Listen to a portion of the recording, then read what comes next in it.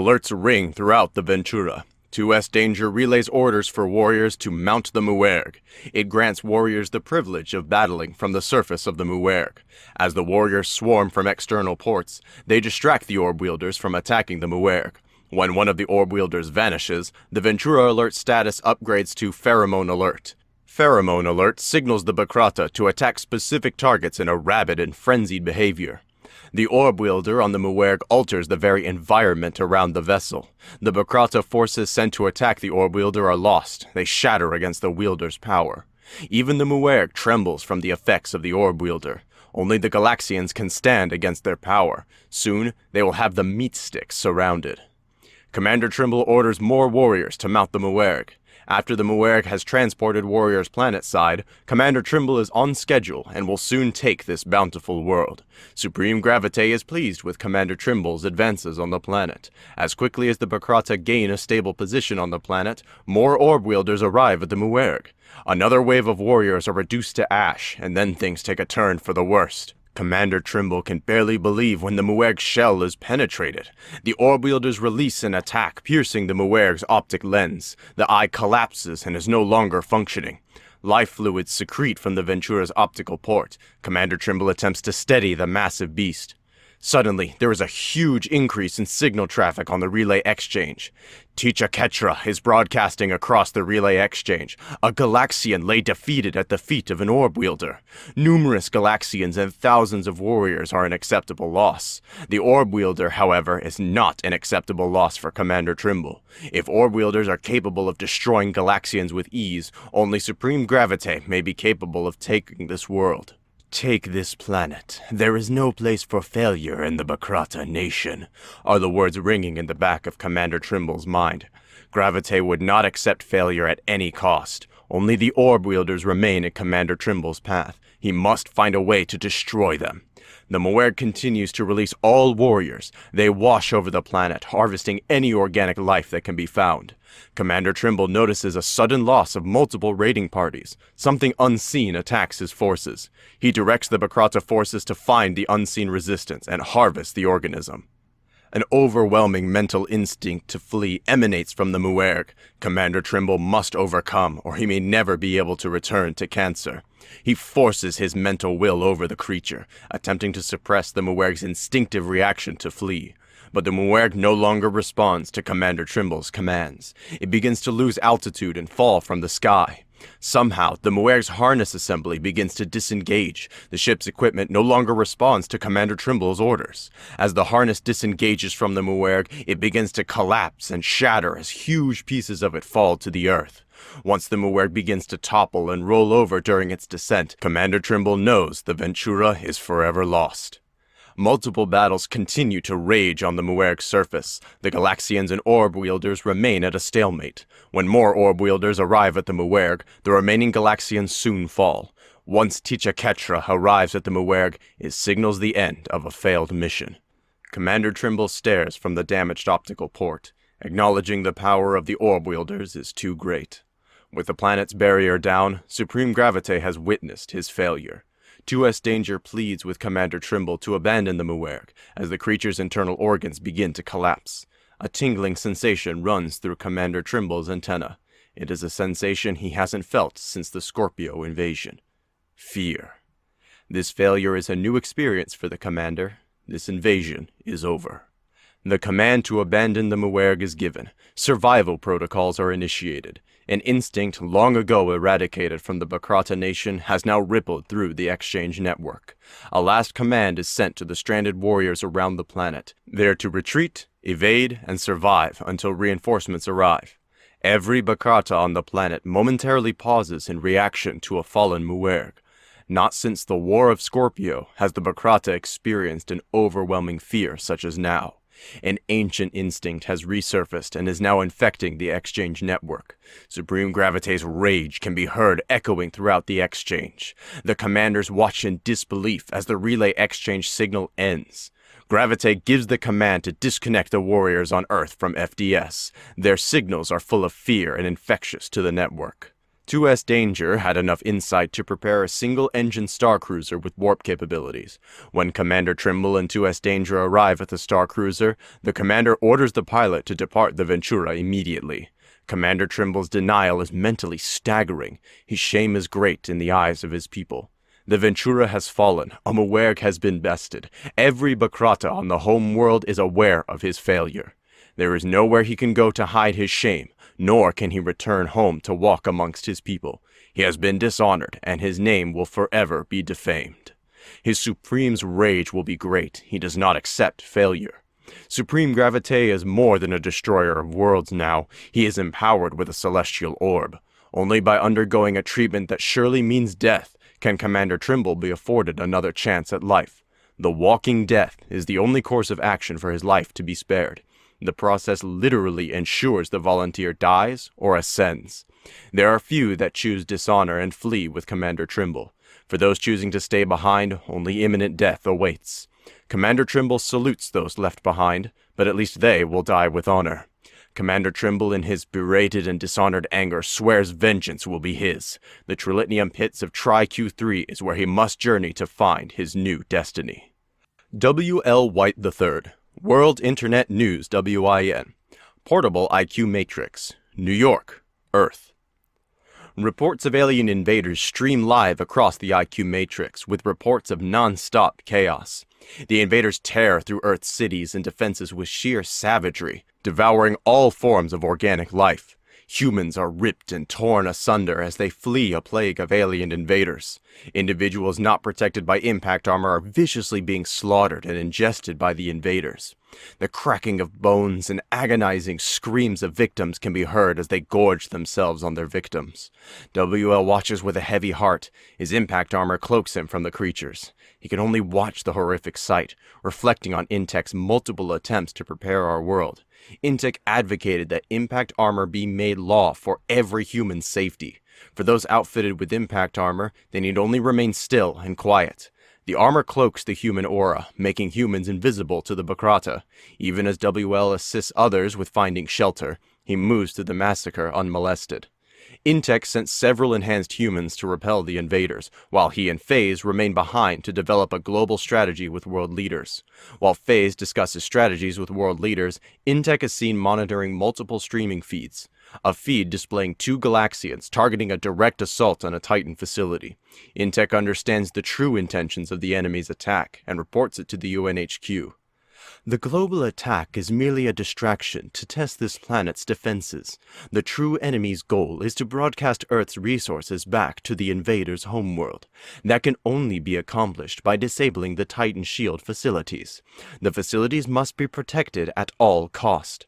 The Muergg is the biggest threat to the Earth. It is the enemy's command center.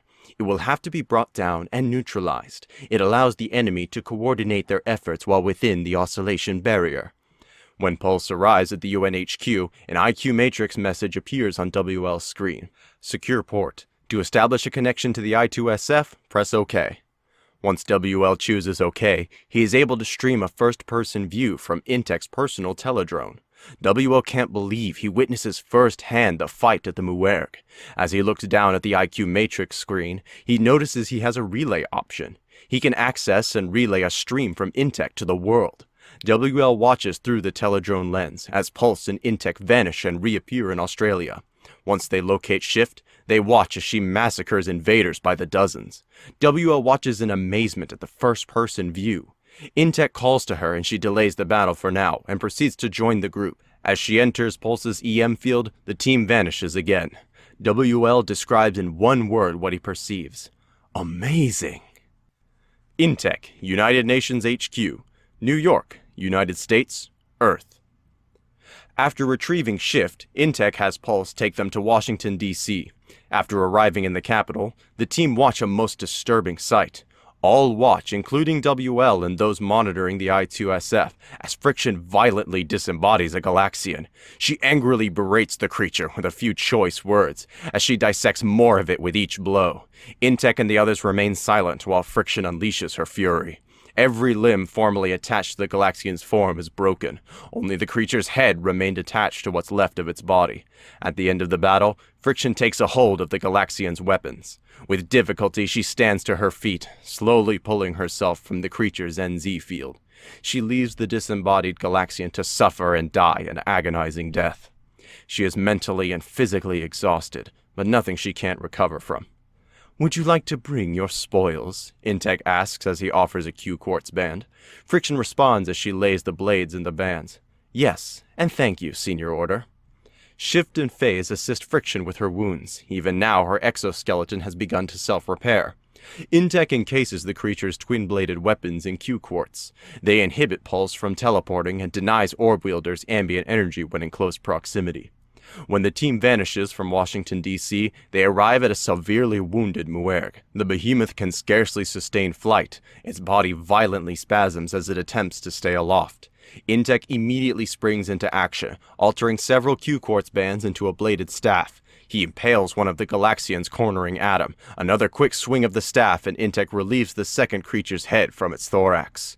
Intech's weapons are composed of solid Q-quartz. They are superior to the invader's weapons.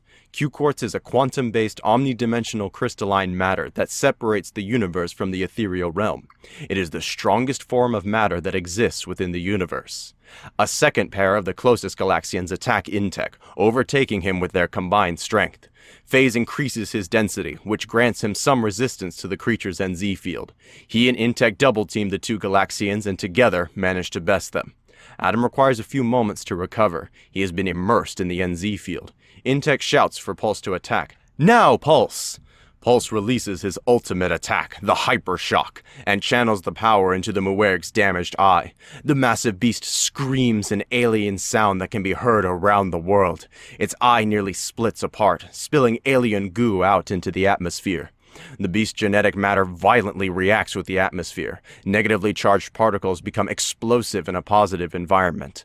The Muergg's wounded eye became a giant lightning rod, exciting the static energy in the atmosphere. As lightning bombards the creature's eye, it liquefies the creature's brain. The Muergg's extreme size and length made it difficult for Intech to determine the creature's impact zone. What he did offer the IQ matrix is an initial zone of impact near Las Cruces, New Mexico.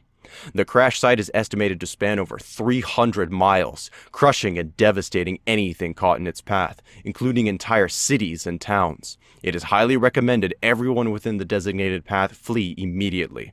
It is predicted the alien monstrosity will come to rest northwest of Phoenix, Arizona. When Adam recovers from the NZ drain, he and Stratus are teleported to the surface by Pulse. Isida sends a mass IQ matrix alert to expect massive tremors within a 1,000-mile radius. Once Friction recovers from the battle, she assists civilians with evacuating the predicted crash path. She speeds ahead of the Muergg, moving people out of its path as fast and as many as she can move. Pulse teleports the remaining team members to Phoenix as the Muergg strikes the Earth's surface outside of Las Cruces, New Mexico. The Muergg must be stopped before it crushes Phoenix. Over 1.5 million people will lose their lives. When the Muergg strikes the Earth, tremors can be felt in California. The creature's impact releases a shockwave that decimates the immediate area. The city of Las Cruces is no more. The west side of El Paso is gone. Adam and Stratus construct multiple reinforced barriers to deflect the creature's flailing body. Pulse flies behind the creature, destroying any Bakrata warriors attempting to flee the beast. Some invaders continue to attack, as others escape the Muergg's catastrophic end. Nothing can be done about the tremors. There's so little time to prepare. The team is unsure if the barriers will hold. The Muergg weighs 1 quadrillion tons. The barriers hold and deflect the Muergg away from several small cities and rural towns. Its body drags along the landscape, throwing huge chunks of bedrock into the sky. Ember, Pulse, and Shift pulverize any large fragments of debris that litter the sky. Pulse uses sound waves to keep the gravel from spraying into the upper atmosphere. Phase and Intech continue to terminate any and all alien invaders attempting to flee from the crash site. Isida, Adam, and Stratus, Muergg Impact Site, Phoenix, Arizona, United States, Earth. Adam and Stratus withdrew to the northern edges of Mesa, Arizona. This is the pre-designated location of the Muergg's resting place. After power input and output variables and analysis of team members Ember and Pulse, I believe you three share similar discharge conduits. Each are capable of opening miniature portals to the source of their respective bioengine inverters. It can be released through multiple techniques, allowing each of you to discharge destructive bursts of energy and thrust. Our design is very similar in discharge conduit and inverter modules. We should be capable of flight. What do you mean capable of flight? Your form houses the fusion, which manipulates matter at a subatomic level, allowing you to direct kinetic energy in desired quantities. So you're saying that I can fly? No, Adam, I'm saying that we can fly. In theory, you should be capable of creating sufficient thrust to propel this form. And how am I supposed to do that? Slowly expand a portal beneath your feet and release discharge as thrust. So thrust... Adam takes off like a rocket into the sky, screaming the entire time. How do I get down? How do I get down? He repeatedly asks Isida for assistance at helping him to slowly return to the surface. Stratus laughs hysterically at Adam as he flies about erratically. It takes a couple of attempts to lower himself to the ground, but Isida eventually talks Adam back to the surface. Stratus continues to taunt Adam by streaming the video to the IQ Matrix. The entire incident terrifies Adam, even with all his newfound abilities. Acrophobia continues to be his Achilles heel. Once the Muergg impacts with the planet, it's not long before the monstrous creature's effects can be felt. Stratus paves several layers of absorbency gel, while Adam constructs reinforced barricades to divert the monstrosity. The Muergg buckles as it tears through multiple barriers along its path. When the monstrous form came to rest, the last barrier buckles, but remains strong. The remaining heroes follow the slowing Muergg. They target enemy invaders as they attempt to flee the Muergg. Intech reports to the UNHQ that the creature is down. Pulse, Friction, and Ember continue to patrol the Muergg, frequently exterminating invaders attempting to flee from the crash site. The UNHQ announces 2 of the 4 Titan facilities have been disabled by enemy forces. Those known as the Decayers cannot be stopped by conventional earthly means. Hundreds of lives have been lost. The frequency oscillation barrier is officially down. Our world is now exposed to external threats. Galaxians have successfully disrupted 2 Titan facilities. The Earth has been compromised, restoring off-world communications for the enemy. The Galaxians are last seen retreating underground. That is not good. The enemy has been met with great resistance. Only Galaxians or Decayers have been able to overrun human forces. Okay? Military forces have engaged enemy forces with particle beam cannons. They are remarkably effective against the invaders. Fusion cannons do not have sufficient power levels to destroy Galaxians. Who does? Adam responds in agreement. The IQ Matrix continues to locate pods of enemy invaders. They are being terminated with military precision. Enemy combatants can continue to transmit until antennae have been removed. I know, and that's not good. Is it as bad as it appears, Adam? Stratus asks, knowing they could have lost millions. Adam responds in the gloomiest of voices. I see this as the Earth has been compromised. After Intech partners the team members, their mission is to re-establish the frequency oscillation field. Let nothing impede your way. Intech's voice echoes the seriousness of their mission. Each team secures a damaged Titan facility, working through the night to re-establish the frequency oscillation barrier. Then, every alien on the planet will be hunted down and eliminated as an enemy of the planet. Karma, Hudson Bay, Canada, Earth, Milky Way Galaxy, PU.432-00. Karma braces for what she believes will be the fight of her life. The creature's NZ field has little effect on Karma. Her natural defenses compensate for the drain. The dampening field does make it hard to breathe, but the demon mask is more than enough to compensate. The creature is a skilled fighter and is much stronger than Karma. Only the phantom cloak keeps Karma from being dismembered by the creature. The creature shrugs off multiple attacks from Karma. I summon the divine flame of Cherubim. Bestow your gift upon my blade. Only an enchanted blade can withstand the dampening field around the creature. The soul blade is her greatest weapon. It can cut through any organic matter. She finally connects with the soul blade. The monster loses physical control of an arm. It counters with a roundhouse kick, sending Karma crashing into a passing train. She and the Galaxian have fought from the beach to the inner city. She doesn't know how much longer she can keep the creature at bay. With the creature's additional limbs, it eventually gets the best of Karma. Without the bands of order and chaos, Karma is greatly depowered and is losing to the Galaxian. Her natural abilities are all that's keeping her alive, but they are passive abilities and do not inflict physical damage to an opponent. She could make a run for it, but the human weapons have no effect on the creature. In a last-ditch effort, she's willing to sacrifice her life. With the last of her strength, Karma dodges the creature's attack and swings the soul blade. It slices through the creature's eye and into its skull.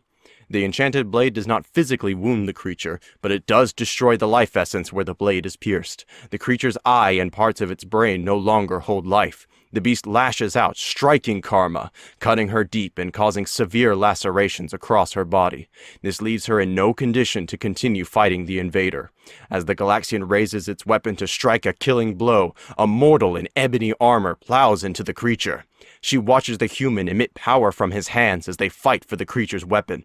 Before Karma loses consciousness, the weapon shatters and the creature roars. W. L. White III, World Internet News, WIN. Portable IQ Matrix, Earth. There is global pandemonium in the world today. News of the devastation caused to Earth has continued to stream the IQ Matrix. A savage army of extraterrestrials from the planet Cancer attacked and invaded the Earth. The protective signal barrier surrounding the planet is no longer functioning. Numbers continue to rise as millions of people report the loss of loved ones. Hospitals can no longer assist record numbers of wounded people that continue to arrive.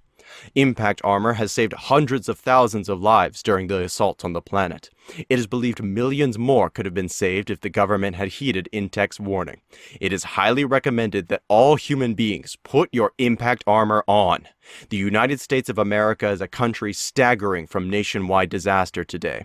Prior to the invasion of Earth, the mass majority of citizens in the U.S. believed the alien invasion to be a hoax. The government did not sanction impact armor, nor did they entertain an invasion based on astrological nonsense. Citizens in the U.S. protested against impact armor and fought Congress against passing a mandatory law. The FDA held a press conference today, and a representative is quoted stating the impact armor gene nutrient infusion are inconclusive. The alien horde has wiped out a reported 70% of the country's government in Washington, D.C. during their initial attack. The POTUS is currently missing, and there has been no contact with White House representatives. The IQ Matrix continues to list individuals that have been confirmed lost during the attack.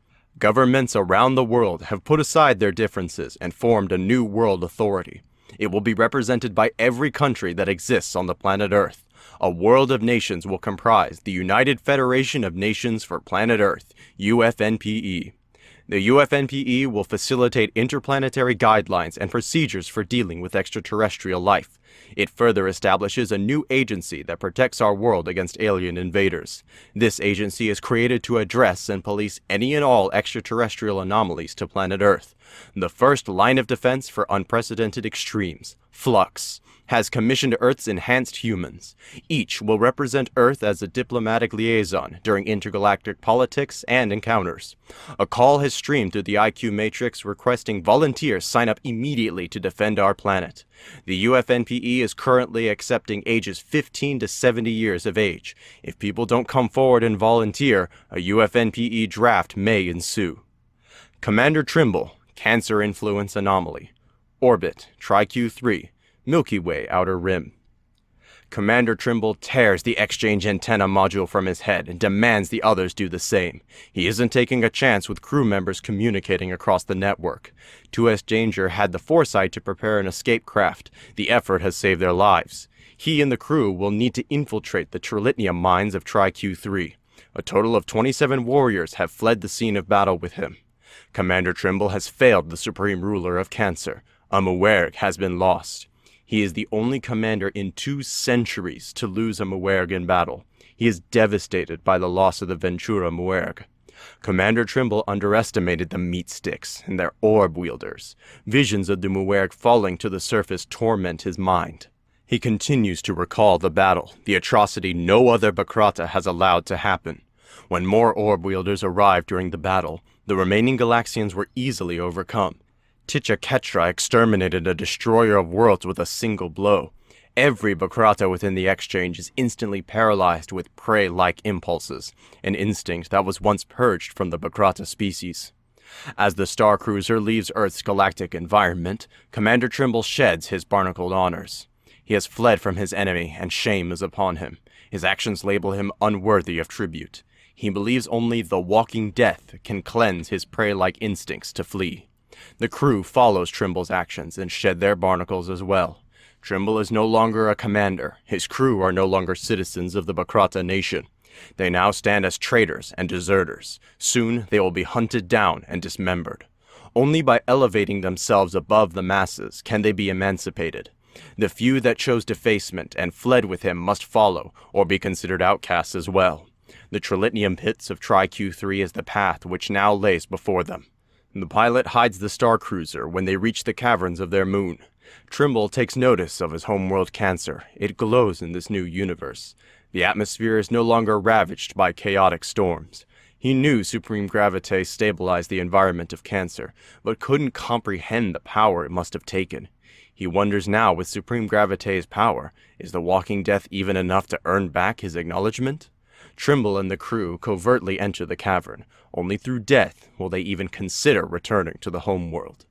As the crew navigates the caverns, Trimble takes notice of the destruction caused while entering this new dimension. Bakrata litter the cavern's surface. There are no survivors. Once the crew makes it to the inner chambers, they enter the Valley of Pits. When the atmospheric conditions are re-established, the crew are informed to bring the systems online. As the crew scampers about, a stasis pod is discovered. A sculptor lays asleep inside, an architect of designs. Trimble gave orders to remove the antenna module and wake the occupant. The crew will need an experienced sculptor to mold during the cooling phase. Javan Lemur, Strategic and Operations Parliament Corps, SOPSI, Education Wing, Killeen, Texas, United States, Earth. Things at the SOPSI have developed rather quickly since its construction.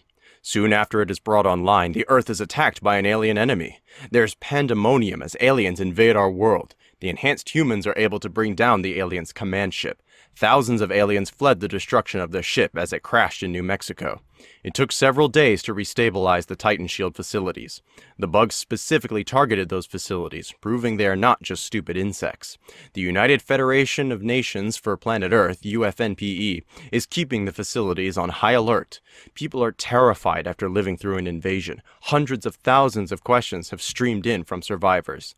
Javan was a principal in an independent school prior to the invasion of Earth. Since all public school systems are now closed, he is reassigned to the needs of the nation. He is reactivated with a promotion to captain and reassigned from Augusta, Georgia to the SOPSI in Killeen, Texas. With the new voice translation technology, public education centers are no longer needed. Teachers specializing in alternative education will teach all students around the world in a single stream. Javan's pre-invasion credentials and public education experiences set him apart from his peers. His team has worked non-stop for the last 6 weeks, ensuring service educators are prepared for the broadcasting seminars. Now Javan understands why Intech proposed children learn how to defend the planet. The first attack on Earth has been referred to as a reconnaissance mission by the enemy. The citizens of Earth are now engaged in preparing for a full-scale alien invasion. Javan has recently been drafted back into government servitude. He is only given 2 choices: either become a UFNPE agent or once again become an active duty member in the military. The time he spent in the military hasn't left the best impression on him. He isn't one for following or accepting every order given by a superior. Javan has been sanctioned under the UFNPE Covert Offenses Agency, COA. He recently received the experimental Adapt Tech light-bending prototype. It has been outfitted with new IQ Matrix upgrades and military agent software. When he came home 2 days ago, a military-grade package was sitting in his living room. Once the package self-activated, Javan received a mission from an Assistant Director Jackson. Director Jackson is a senior agent from a pending agency, the first line of defense for unprecedented extremes, FLUX.